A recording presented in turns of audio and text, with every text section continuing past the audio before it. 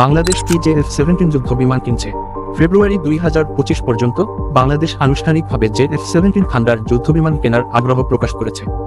এটি পাকিস্তান ও চীনের যৌথভাবে উন্নয়ন করা একটি মাল্টিরোল কমব্যাট এয়ারক্রাফট। এই সিদ্ধান্তের পেছনে একটি গুরুত্বপূর্ণ ঘটনা ছিল 15 জানুয়ারি 2025 সালে একটি উচ্চ পর্যায়ের বাংলাদেশি প্রতিরক্ষা প্রতিনিধি দলের পাকিস্তান সফর। এই প্রতিনিধি দলের নেতৃত্বে ছিলেন lieutenant general SM Kamrul Hasan, যিনি সশস্ত্র বাহিনী বিভাগের প্রধান স্টাফ অফিসার।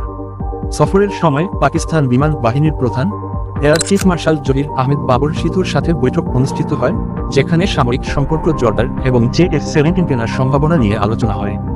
বাংলাদেশ বিমান বাহিনী বর্তমানে আধুনিকায়নের একটি প্রক্রিয়ার মধ্য দিয়ে যাচ্ছে। বর্তমানে বাংলাদেশ চীনের তৈরি F-7 এবং রাশিয়ার MiG-29 যুদ্ধবিমান রয়েছে, যেগুলো বেশ পুরনো হয়ে গেছে। তুলনামূলকভাবে কম ব্যয়বহুল, মাল্টিরোল সক্ষমতা এবং বিদ্যমান লজিস্টিক অবকাঠামোর সাথে সামঞ্জস্যপূর্ণ হওয়ায় JF-17 একটি আকর্ষণীয় বিকল্প হিসেবে বিবেচিত হচ্ছে। প্রতিটি JF-17 যুদ্ধবিমানের মূল্য $15 থেকে $25 মিলিয়ন হতে পারে এবং এতে AES এর রাডার, বিয়ান ভিজুয়াল রেঞ্জ মিসাইল এবং প্রিসিশন গাইডেড অস্ত্র ব্যবহারের সুবিধা রয়েছে। এছাড়াও এতে ব্যবহৃত RD-93 ইঞ্জিনটি MiG-29 এর সাথেও সামঞ্জস্যপূর্ণ, যা রক্ষণাবেক্ষণকে সহজ করবে।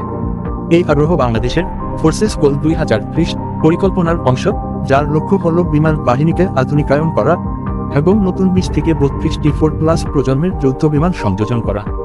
বাংলাদেশ ইতোমধ্যে ডাসল্ট রাফেল ও ইউরোফাইটার টাইফুন এর মতো ইউরোপীয় যুদ্ধবিমানের সম্ভাবনা বিবেচনা করেছে, তবে সেগুলোর উচ্চ মূল্য ও পরিচালন ব্যয় বাংলাদেশের সামরিক বাজেটের জন্য বাধা হয়ে দাঁড়াতে পারে। এখনও পর্যন্ত বাংলাদেশ সরকার আনুষ্ঠানিকভাবে JF-17 কেনার চুক্তি স্বাক্ষর করেনি, তবে বিষয়টি নিয়ে আলোচনা অব্যাহত রয়েছে। এই গুরুত্বপূর্ণ বিষয় নিয়ে আপনার মতামত কমেন্ট করে জানান। এ ধরনের গুরুত্বপূর্ণ বিষয় জানার জন্য আমাদের চ্যানেলটিকে সাবস্ক্রাইব করে রাখুন। পরবর্তী আপডেটের জন্য লাইক, কমেন্ট ও শেয়ার করতে ভুলবেন না। ধন্যবাদ আমাদের সাথে থাকার জন্য।